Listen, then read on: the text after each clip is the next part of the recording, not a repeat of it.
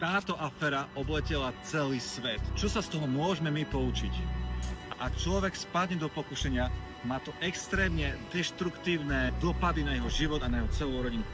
Prv, keď diabol zvádza človeka, pôsobí to lákavo, príťažlivo, diabol sa snaží presvedčiť, že to je v poriadku, že to nevadí, že to všetci robia a tak ďalej. A kadejako snaží sa podviesť človeka, aby ho zviedol do hriechu, do pokušenia. A ak tomu dôjde, poškodí to jeho život, jeho najbližších milovaných, jeho deti, jeho rodinu, možno jeho prácu.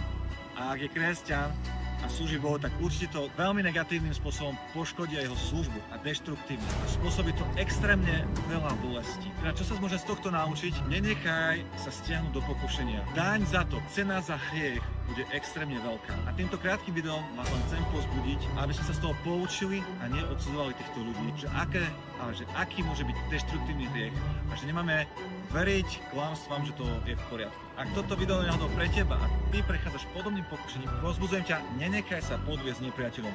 Možno kontaktuj niekoho, komu dôveruješ a môže sa zatiaľ modliť, aby si nepadol do hriechu.